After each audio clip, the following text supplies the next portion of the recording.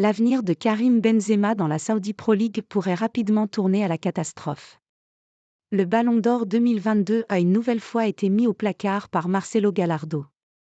Arrivé l'été dernier à Al Ittihad, après avoir quitté le Real Madrid, Karim Benzema ne se doutait probablement pas que 7 mois plus tard, sa carrière allait se retrouver totalement à l'arrêt en Arabie Saoudite.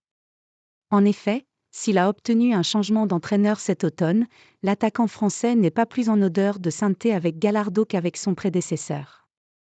Et ce mardi, le technicien argentin a décidé de ne pas inclure KB9 dans la liste des joueurs convoqués pour le match de Ligue des Champions en zone Asie.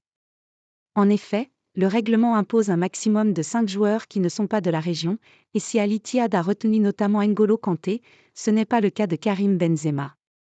Le Ballon d'Or 2022 regardera donc à la télévision la rencontre entre son équipe et Navbahor Namanga, Ouzbékistan, ce jeudi.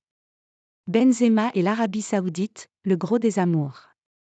La semaine passée, le joueur formé à l'Olympique lyonnais avait également été mis de côté pour un match de championnat par Marcelo Gallardo, lequel n'avait pas apprécié que la star tricolore ne respecte pas ses directives à l'entraînement. Entre les deux hommes, la tension est énorme, le club ayant même décidé de ne pas inclure Karim Benzema lors du stage après les fêtes de fin d'année au motif que KB9 n'était pas rentré en Arabie Saoudite à la date prévue. Le quotidien sportif AS précise que c'est encore une fois la forme physique de Benzema qui justifie le choix de Gallardo. Des rumeurs ont circulé sur la possibilité que Benzema quitte Al Ittihad et soit transféré aussitôt dans un autre club de la Saudi Pro League.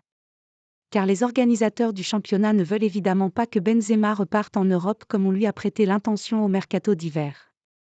John Textor avait notamment envisagé le retour du chouchou lyonnais, mais cela s'était rapidement heurté à la fois à la situation contractuelle du joueur de 36 ans, mais également à son salaire saoudien.